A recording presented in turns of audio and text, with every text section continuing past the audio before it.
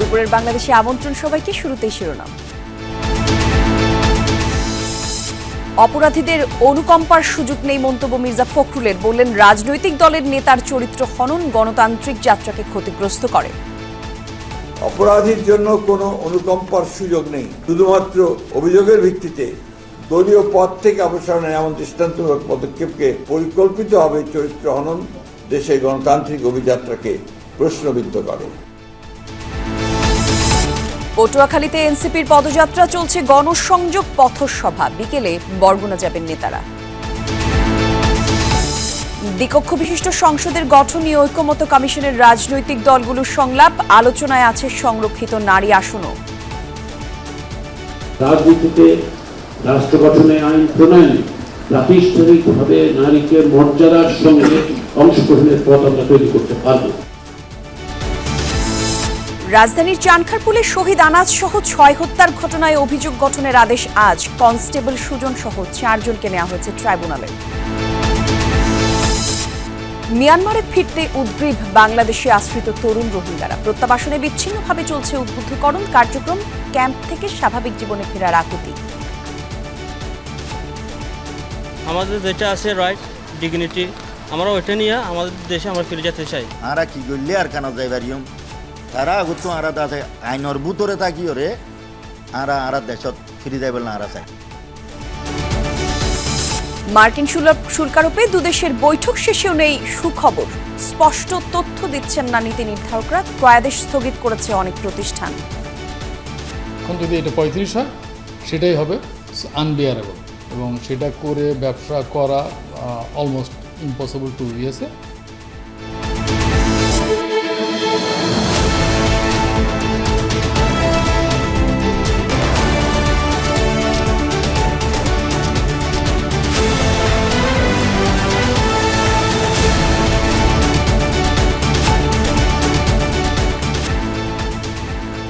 শিরোনামগুলো দেখছিলেন দর্শক। এছাড়াও দেশ বিদেশের আরো খবর নিয়ে দুপুরের বাংলাদেশে আপনাদের সঙ্গে আমি জান্নাতুল কলি আছি।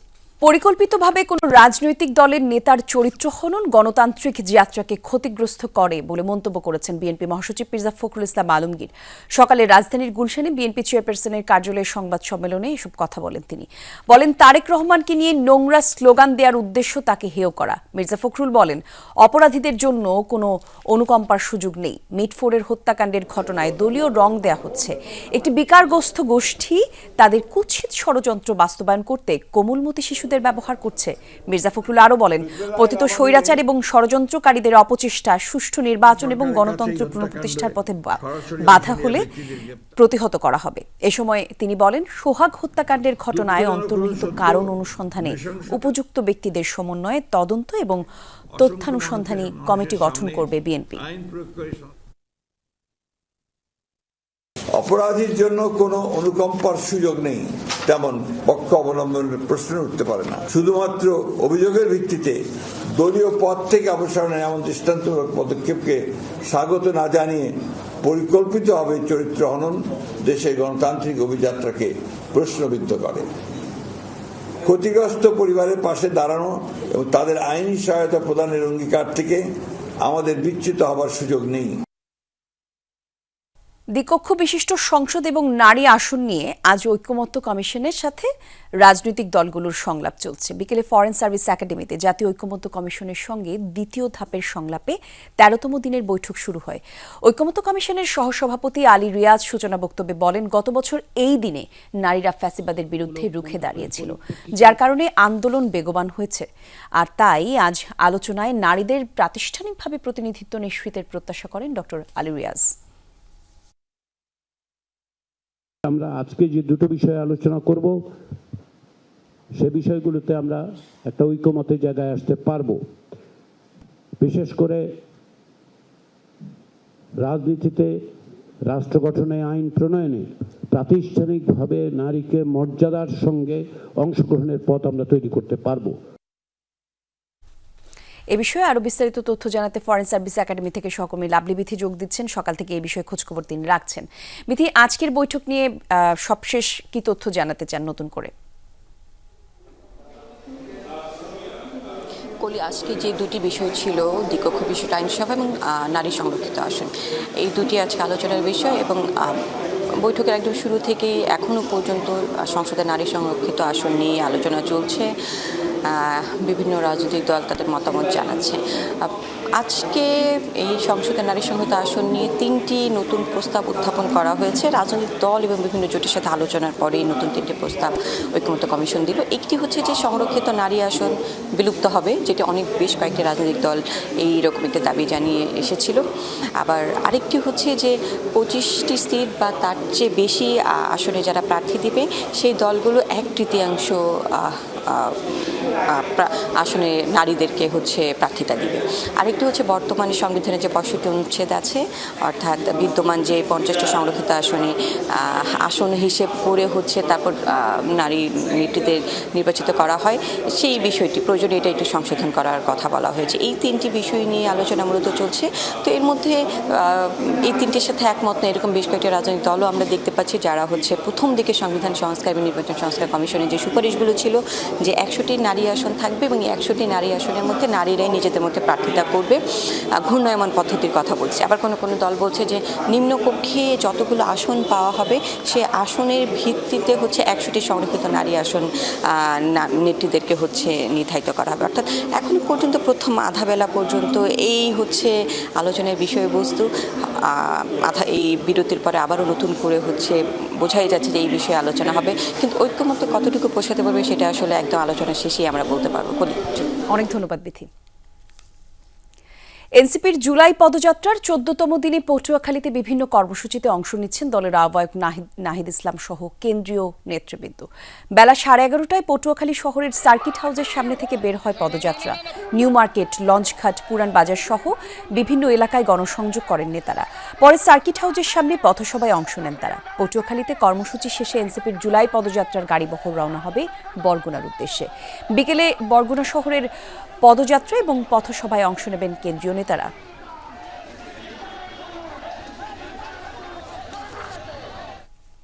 রাজধানীর চানখারপুলে শহীদ আনাস সহ 6 জন হত্যার ঘটনায় আনুষ্ঠানিক অভিযোগ গঠনের আদেশ পড়া শুরু হয়েছে।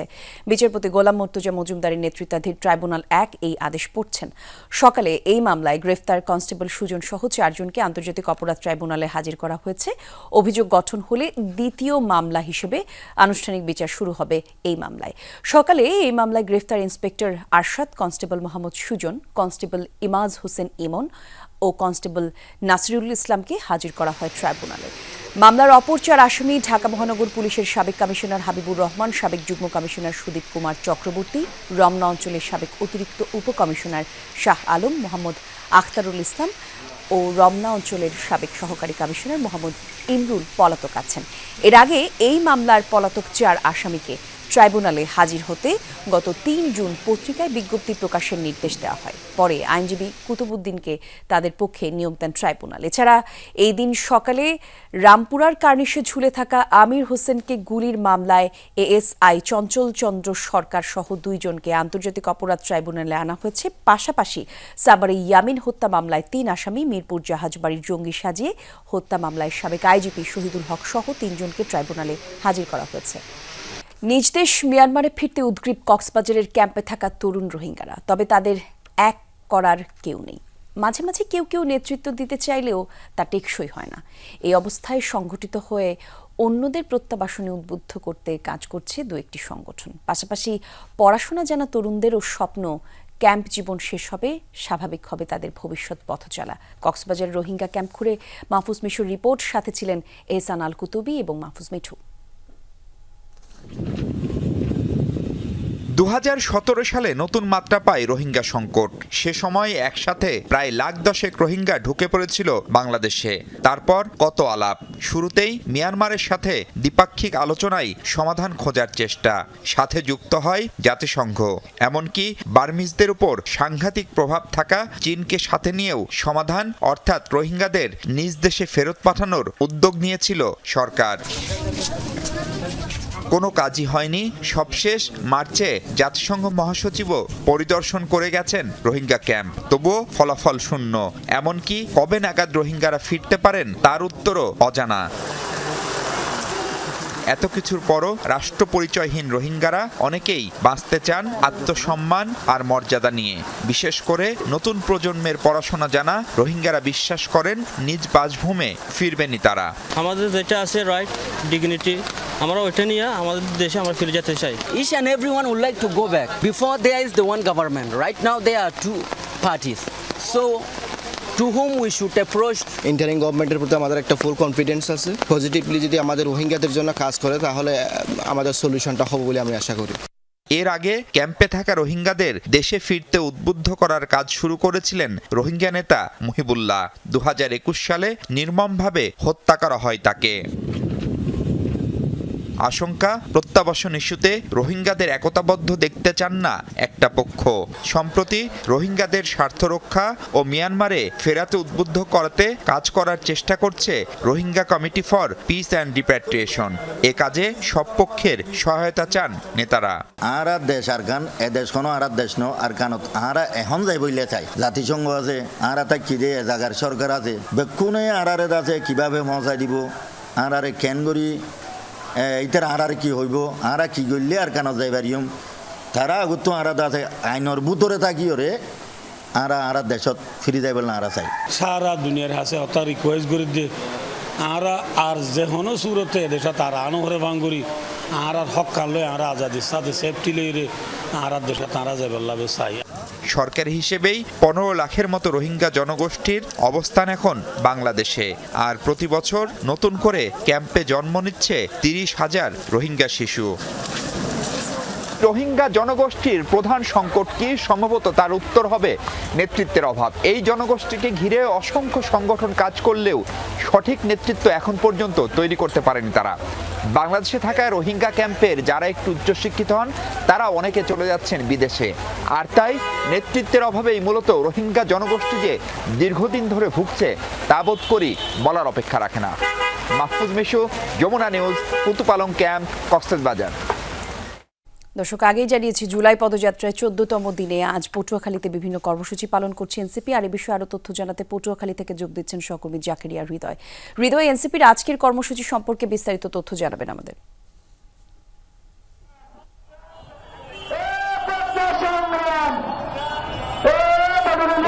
সাড়ে 11টার সময় পটুয়াখালী সার্কেল হাউস থেকে আমি এখানে আছি। এইখান থেকে তারা পদযাত্রা শুরু করেছে। পদযাত্রা শুরু করে পটুয়াখালী নিউ মার্কেট, চত্বরহাটে, লঙ্কাট, পুরন বাজার, বনানী, গোটা এলাকা ঘুরে পদযাত্রা করে মিছিল সহকারে তারা কিন্তু আবার পুনরায় কিন্তু এখানে স্টেজে আসছে।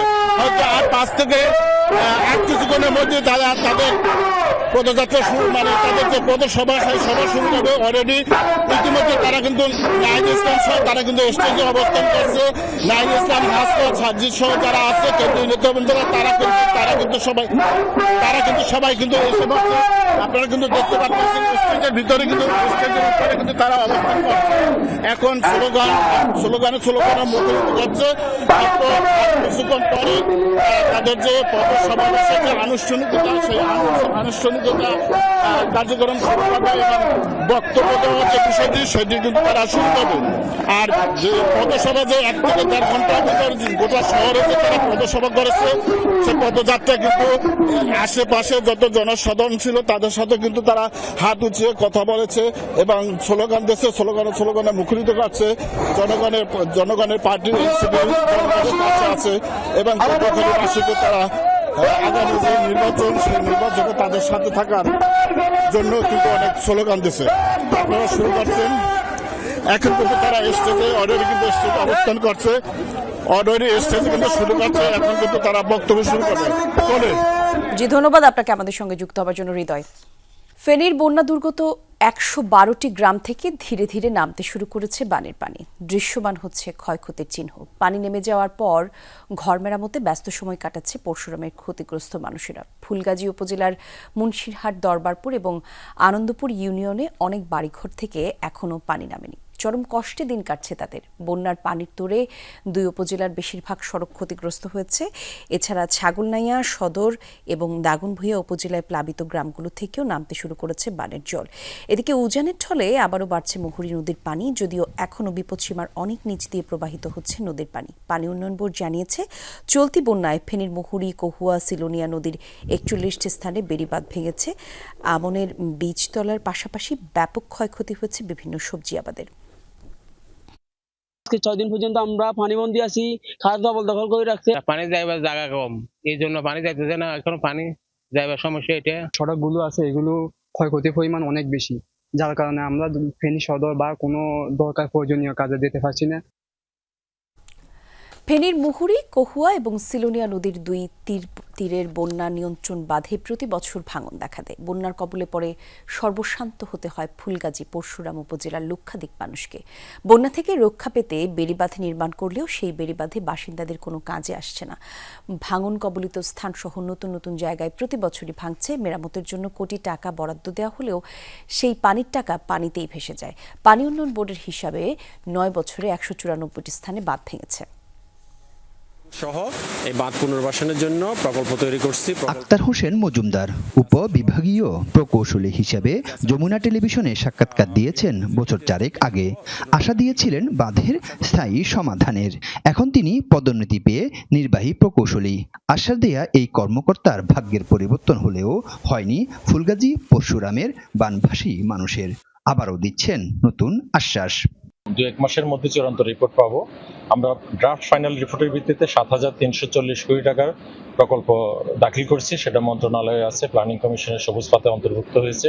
এমপি, মন্ত্রী বলেন, চেয়ারম্যান বলেন, স্থানীয় সরকার চেয়ারম্যান বলেন, সবার ভাগ্যের পরিবর্তন হয়, কিন্তু আমাদের এলাকার জনগণের, সাধারণ জনগণের, নিরীহ জনগণের ভাগ্যের পরিবর্তন নাই। আমার 54 বছর বয়স চলে, এটা এখন ভাঙতে আছে। আমি প্রত্যেকটা বছর দেখি এটা ভাঙে। কিছু মারি দে, বোল্টা যদি কাটি দে, ওসা করি করে না, না করার কারণে বারবার এই বানগুলা বাঁধে। 2005 সালে বিএনপি সরকার 155 কোটি টাকার একটি প্রকল্প হাতে নেয়। শেষ হয় 2011 সালে। এরপর টানা আওয়ামী লীগ সরকার ক্ষমতায়। এই 2 আমলে বহু আশ্বাস পেয়েছেন বানভাসীরা, ফলাফল শূন্য। এখন দেশ চলছে অন্তর্বর্তী সরকারের অধীনে। 2024 সালে ভয়াবহ বন্যা পরিদর্শনে এসে টেকসই বাঁধের আশ্বাস দেন দুর্যোগ পরিকল্পনা ও ত্রাণ উপদেষ্টা ফারুকী আজম। গত বছর 102 বাঁধের মেরামতের জন্য বরাদ্দ হয় প্রায় 20 কোটি টাকা। বছর ফুরানোর আগেই 36টি পয়েন্টে ভাঙন, প্লাবিত 112 গ্রাম। এরকম বাঁধ এই ধরনের বন্যা পরিস্থিতি মোকাবেলা করতে পারবে না। এটা করতে হলে আরো শক্তিশালী বাঁধ এবং উদ্যোগ আয়োজন প্রয়োজন। সেটা দেখার জন্য এই অভিজ্ঞতার আলোকে যে বড় ধরনের প্রজেক্টের আয়োজন করা হচ্ছে। স্থানীয়দের অভিযোগ, বাঁধ মেরামতের নামে চলে হরিলুট। বর্তমানে চলমান 7,340 কোটি টাকার প্রকল্পটি সেনাবাহিনীকে দিয়ে বাস্তবায়নের দাবি তাদের। বছর বছর বাঁধ বাঁধা আমাদের কোনো কাজ হয় না ঠিক মতে, এবার যেন ভালো করে বাঁধ বাঁধা হয়। সেনাবাহিনীর মাধ্যমে এই কাজটা যদি আবার সংস্কার করে বা সঠিকভাবে এটা করে, আমরা এটাই চাই, আমাদের এটাই প্রত্যাশা। এর আগে 2005 সালে 155 কোটি টাকা ব্যয়ে 122 কিলোমিটার বন্যা নিয়ন্ত্রণ বাঁধ তৈরির প্রকল্প হাতে নেয় পানি উন্নয়ন বোর্ড। 10 বছরও টেকেনি বাঁধটি। 2018 থেকে 2023 সাল পর্যন্ত মুহুরী নদীর বাঁধ ভেঙেছে 56টি স্থানে। সংস্কারে ব্যয় হয়েছে 5 কোটি 56 লাখ টাকা। গত 9 বছরে ফেনীর ফুলগাজী ও পরশুরাম উপজেলায় মুহুরী, কহুয়া ও সিলোনিয়া নদীতে 194টি স্থানে বাঁধ ভেঙেছে। এখানকার বাসিন্দারা কোনো আশ্বাস চায় না, তারা চায় বাঁধের একটি স্থায়ী সমাধান। আরিফুর রহমান, যমুনা নিউজ, ফেনী। 3 জেলায় আগুন লাগার ঘটনা ঘটেছে, তবে এতে কেউ হতাহত হয়নি। সকালে বরগুনা জেলার নির্বাচন অফিসে আগুন লাগে। কর্মকর্তারা জানিয়েছেন, বৈদ্যুতিক শর্ট সার্কিট থেকে অফিসের দোতলার একটি রুমে আগুনের এই সূত্রপাতের ঘটনাটি ঘটে। খবর পেয়ে নির্বাচন অফিসের কর্তব্যরত কর্মী এবং ফায়ার সার্ভিসের সদস্যরা আগুন নিয়ন্ত্রণে আনেন। জেলার নির্বাচন কর্মকর্তা জানান, ততক্ষণে পুড়ে যায় ভোটার তালিকা, একটি ল্যাপটপ এবং গুরুত্বপূর্ণ কিছু নথি। নরসিংদীর মাধবদীতে আগুনে পুড়ে গেছে ঝুটের দোকান সহ 2টি সুতার গুদাম। গতরাতের কোতালিরচর এলাকায় লুৎফর রহমান মার্কেটে আগুন লাগে। স্থানীয়রা জানিয়েছেন, রাতে হঠাৎ করে একটি সুতার গুদামে আগুন লাগে। মুহূর্তে সেই আগুন পাশের আরও একটি গুদাম এবং ছুটির দোকানে ছড়িয়ে পড়ে। ফায়ার সার্ভিসের 2টি ইউনিটের ঘণ্টাখানেক চেষ্টায় সেই আগুনের নিয়ন্ত্রণে আসে। তবে আগুন লাগার কারণ এবং ক্ষয়ক্ষতির পরিমাণ এখনও জানা যায়নি। এদিকে নাটোরের লালপুরে আগুনে পুড়ে মারা গেছে এক কৃষকের 3টি গরু এবং 4টি ছাগল। স্থানীয়রা জানিয়েছেন, মশা দূর করার জন্য গোয়ালঘরে কাঠের লাকড়ি জ্বালিয়ে ঘুমিয়ে পড়েন ওই কৃষক এবং সেই লাকড়ি থেকেই আগুনের সূত্রপাত। মুহূর্তেই আগুনে পুড়ে যায় গোয়ালঘরটি। স্থানীয়রা পার্শ্ববর্তী পাবনার ঈশ্বরদী ফায়ার সার্ভিসে খবর দেয়, তবে আগুন নেভানোর আগেই পুড়ে মারা যায় গবাদি পশুগুলো। ময়মনসিংহের ভালুকায় বসতঘর থেকে 2 সন্তান সহ মায়ের মরদেহ উদ্ধার করা হয়েছে। পুলিশ জানিয়েছে, ভালুকা বাজারের খারুরিয়া এলাকা থেকে মরদেহগুলো উদ্ধার করা হয় এবং নিহতের স্বামী কারখানায় কাজ করেন। নাইট ডিউটি শেষে সকালে বাড়িতে ফিরে দেখতে পান তার স্ত্রী এবং ছেলে মেয়ে সবাই রক্তাক্ত অবস্থায় পড়ে আছে। খবর পায় প্রতিবেশীরাও। ঘটনার পর থেকে নিহতদের দেবর পলাতক রয়েছে এমনটা জানিয়েছে পুলিশ, আর এই ঘটনাটি খতিয়ে দেখা হচ্ছে।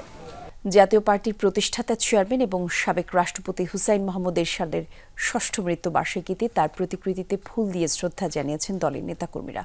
সকালে কাকরাইলে দলের কেন্দ্রীয় কার্যালয়ের সামনে এরশাদের প্রতিকৃতিতে শ্রদ্ধা জানানো হয়।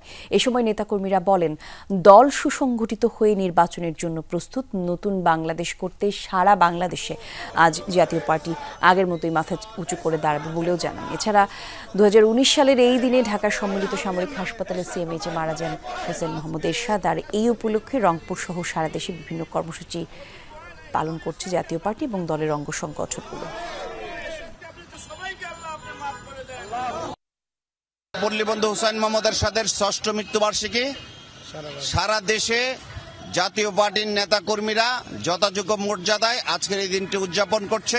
আমরা বিশ্বাস করি যে হুসাইন মোহাম্মদ এরশাদের এই 6ষ্ঠ মৃত্যুবার্ষিকীর যে শোক, এই শোককে শক্তিতে পরিণত করে সমস্ত বাংলাদেশে জাতীয় পার্টি পূর্বের নেই আবার মাথা উঁচু।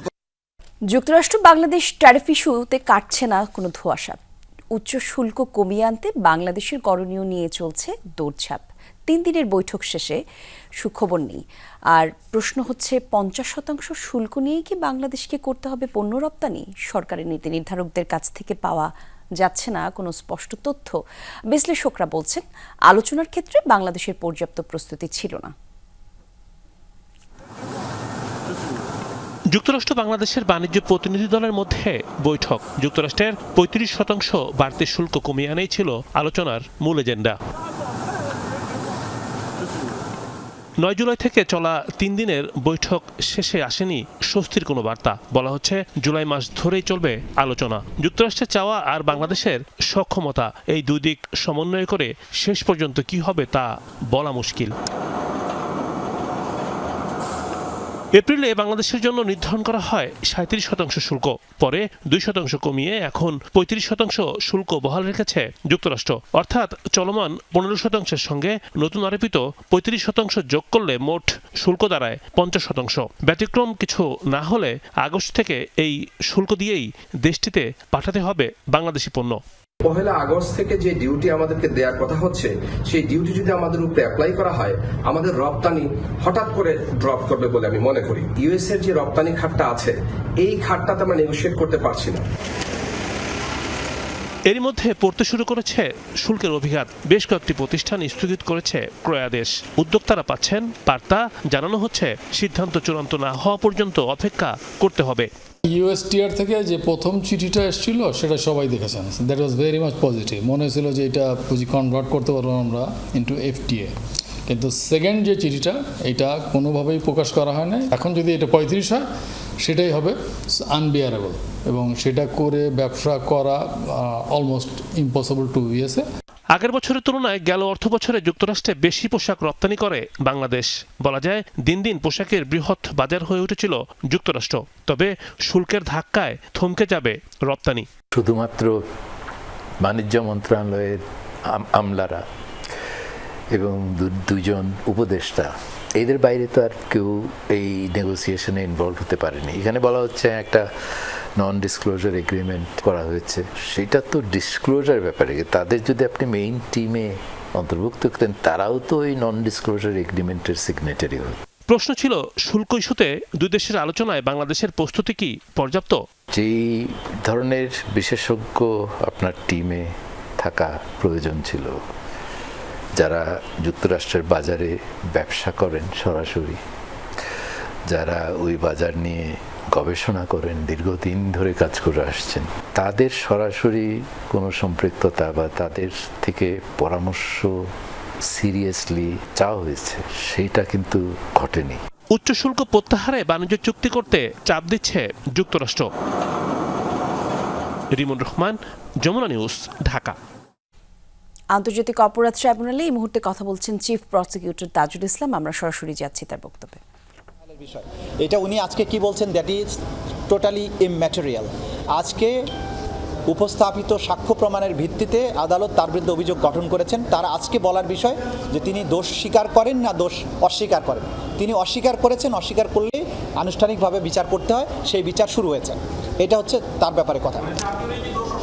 সবাই নির্দোষ বলেছেন এবং ফৌজদারি কার্যবিধি বা আইনে অথবা আন্তর্জাতিক অপরাধ আইনে বা যে কোনো ক্রিমিনাল ট্রায়ালের অভিযোগ গঠনের সময়ে অভিযুক্ত যারা থাকে তাদেরকে অভিযোগ পড়ে শুনানোর পরে জিজ্ঞাসা করতে হয় যে আপনারা কি দোষ স্বীকার করেন। দোষ যদি স্বীকার করে তাহলে বিচার এখানেই কনভিকশন দিয়ে ফেলতে পারে কোর্ট। আর যদি দোষ স্বীকার না করে যে আমরা নির্দোষ, তখনই বাদী পক্ষ যেটা বলছে যে তারা দোষী, তখন তাদের দোষ প্রমাণের জন্য সাক্ষ্য প্রমাণের প্রশ্ন আসে। তো তারা যখনই অস্বীকার করেছেন তখনই এটার বিচার শুরু হওয়ার প্রশ্ন আসছে। একটাই অভিযোগ, একটাই চার্জ।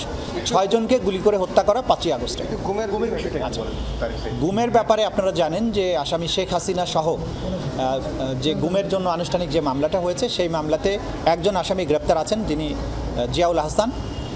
এই জিয়াউল হাসানের বিভিন্ন অপরাধের সাথে সম্পৃক্ততার প্রশ্নে আন্তর্জাতিক অপরাধ ট্রাইব্যুনালের তদন্ত সংস্থা যে সমস্ত তথ্য প্রমাণ সংগ্রহ করেছে, সেখানে দেখা যাচ্ছে যে নারায়ণগঞ্জের 7 মার্ডার কেসে যে কয়েকজন মৃত্যুদণ্ডপ্রাপ্ত আসামি আছেন, মেজর তারেক সাইদ বা lieutenant colonel Tarek Sayeed, commander Rana এবং আরেকজন মেজর আরিফ, তাদেরকে জিজ্ঞাসাবাদ করা দরকার। কারণ তারা জিয়াউল হাসানের ব্যাপারে অনেক কথা ওই মামলাতে বলেছেন এবং তারা যেহেতু র্যাপিড অ্যাকশন ব্যাটালিয়নের সেই সময়ের দায়িত্বরত অফিসার ছিলেন। জিয়াউল হাসান সাহেব তখন এডিজি অফিস হিসাবে দায়িত্ব পালন করতেন র্যাবের।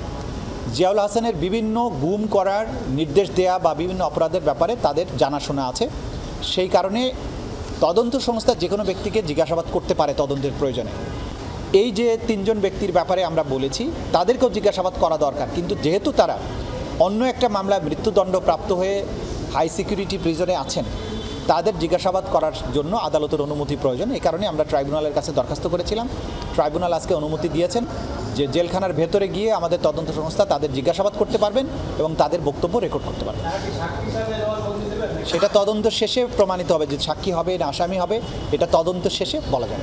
কোর্ট ইন্টারোগেশন বলতে করছিল, কোর্ট বলছিল যে না, এগুলো ছোটোখাটো জিনিস আমরা কথা বলতে চাই। এটা জিজ্ঞাসাবাদ যে কোনো ব্যক্তি।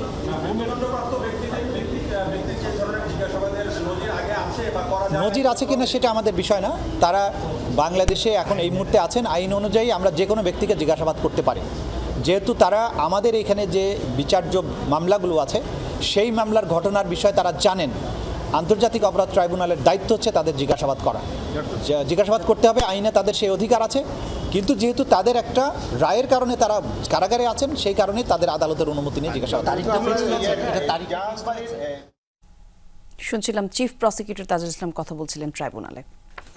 ভারতীয় পণ্যের উপর মার্কিন শুল্ক কমে 20% নিচে নেমে যেতে পারে, ফলে দক্ষিণ এশিয়ার প্রতিদ্বন্দ্বী দেশগুলোর তুলনায় সুবিধা করতে পারবে নয়াদিল্লি।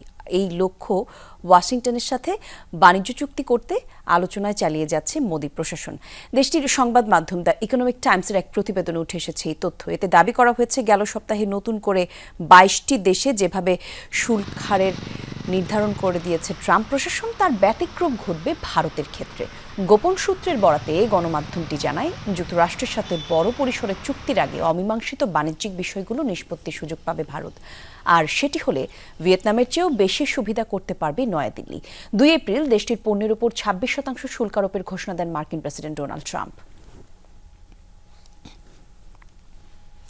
দুই দিন হিলি স্থলবন্দরের কাস্টমস সার্ভারের জটিলতা নিরসন হয়েছে।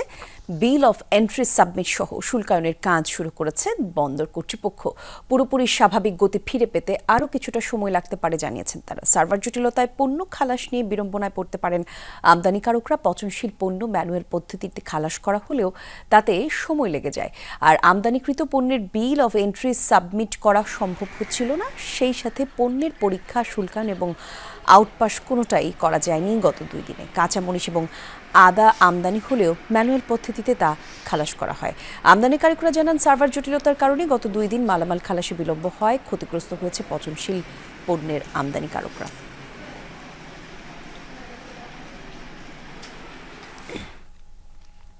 বঙ্গোপসাগরে মাছ ধরার একটি ট্রলারে জেলেদের জালে ধরা পড়ল 65 মণ ইলিশ। রোববার দুপুরে মাছগুলো নিয়ে পটুয়াখালীর মহিপুরের আলিপুর মৎস্য কেন্দ্রে পৌঁছায় ট্রলারটি। পরে একটি আড়তে সেসব মাছ নিলামের মাধ্যমে প্রায় 40 লাখ টাকায় বিক্রি করা হয়। এফবি সাদিয়া 2 নামের মাছ ধরার ট্রলারটি 9 জুলাই আলিপুর ঘাট থেকে মাছ ধরতে যায় গভীর সমুদ্রে। ট্রলারের মাঝে শাহাবুদ্দিন জানিয়েছে, এটাই এই বছর একটি ট্রলারে বিপুল পরিমাণ মাছ ধরা পড়ার রেকর্ড। খুলনায় খাদ্য বিভাগের কর্মকর্তাকে অপহরণের ঘটনায় জিজ্ঞাসাবাদের জন্য 2 জনকে থানায় নিয়েছে পুলিশ। মামলা দায়েরের প্রস্তুতি চলছে। সুশান্ত কুমার খুলনা মেডিকেল কলেজ হাসপাতালে মেডিসিন বিভাগে ভর্তি আছেন। রোববার রাতে তেরখাদার আজগড়া থেকে সুশান্তকে হাত পা বাঁধা অবস্থায় উদ্ধার করা হয়। এর আগে সুশান্তের স্ত্রী লিখিত অভিযোগ উল্লেখ করেন, শনিবার অপহরণকারীরা ভৈরব নদের 4 নম্বর ঘাট এলাকায় থেকে ট্রলার তুলে নিয়ে যায় সুশান্তকে। পরে অপহরণকারীরা তার পরিবারের কাছে বিপুল অঙ্কের মুক্তিপণ দাবি করে। বিষয়টি আরও খতিয়ে দেখছে পুলিশ। ওদের হাতে একটা হ্যান্ডকাপ ছিল, এই হ্যান্ডকাপ আমাকে পরানোর চেষ্টা করছে। তো আমার এই বাম হাতে হ্যান্ডকাপটা ঢোকাতে পারছে, আর ঢোকাতে পারি না, আমি সেটা সেটিং করছি। ওইতে মনে হয় কল গেছে, কল গেলি করছে আরে উনি ফেলাই দে বা রেখে এক জায়গায় আগে দে বা যা করবি কর, তোরা অন্ত সরে যেত। পরিস্থিতি গরম হয়ে গেছে।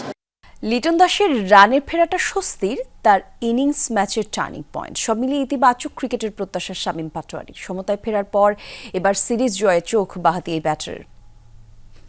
অনেক ভালো ব্যাটিং করেছে, অবশ্যই অনেক একটা টার্নিং একটা পয়েন্ট, কারণ শুরুতে ভালোটা শুরু করতে পেরেছে বলে আমরা লাস্টে ভালো ফিনিশিং দিতে পেরেছি। এটা অবশ্যই টিমের জন্য খুবই ইম্পর্টেন্ট। আমরা একে জিতে আছি, সো এখনও সিরিজটা জেতার চান্স আছে আমাদের।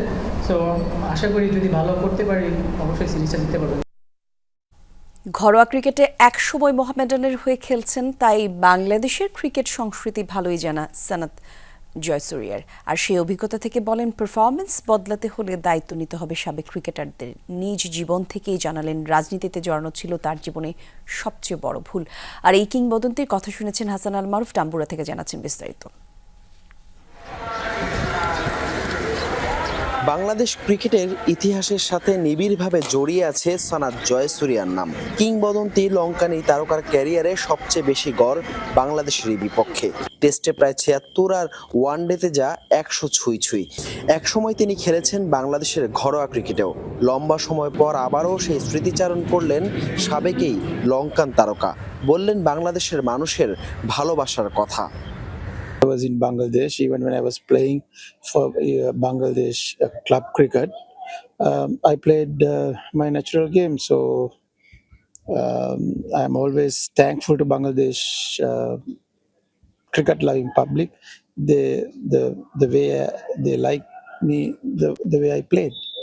ক্রিকেট ছাড়ার পর রাজনীতিতে নাম লেখান এই কিংবদন্তি তারকা। চাঁদের গায়ে কলঙ্কের মতোই সেই ক্যারিয়ারে কালো দাগ লাগে জয়াসুরিয়ার।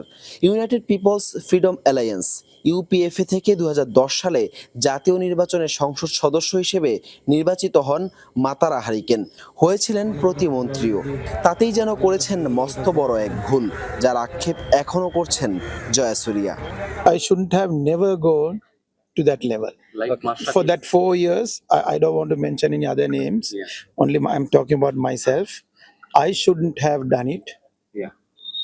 That was a big mistake. That's all I can say. সেই আক্ষেপ ঘুচাতেই যেন আবারও জাতীয় দলে তিনি, এবার ভিন্ন ভূমিকায়। বেশ কিছু তারকার বিদায়ে হুট করেই হালকা হয়ে গিয়েছিল সিংহলিজদের গর্জন। নিজ দলের ক্রান্তিকালে এসে নতুন প্রাণের সঞ্চার করেন জয়াসুরিয়া। 2023 বিশ্বকাপে ভরাডুবির পর চ্যাম্পিয়ন্স ট্রফিতে অংশ নিতে পারেনি লঙ্কানরা। সেই দলটি এখন ওয়ানডে র্যাঙ্কিংয়ে আছে 4-এ। দলের এমন সফলতার পেছনে যে আছে একজন mastermind. The confidence the players was lacking, and the way we practice, we have changed a bit, and the talent-wise, they are always talented, the players. The key thing is to look after them and give them the confidence. Sri Lanka ঘুরে দাঁড়ালেও senior ক্রিকেটারদের হারিয়ে এখন ধুঁকছে বাংলাদেশ। অভিজ্ঞতা থেকেই লাল সবুজ দলের জন্য পরামর্শ দিলেন এই Lankan great. Transition period going through every country, so we have gone through. Any other country will go through, but only thing is they need to work hard. I think they have experienced players, past players who have taken over at Bangladesh cricket, and they will definitely work hard to bring back the cricket to bring up. Hasan Al Maruf, Jamuna sports, Dambulla, Sri Lanka. এর সাথে শেষ করছি দুপুরের বাংলাদেশের প্রথম ঘন্টার update. পরের ঘন্টার খবর নিয়ে ফিরবেন ইশরাত জাহান। থাকুন সঙ্গেই।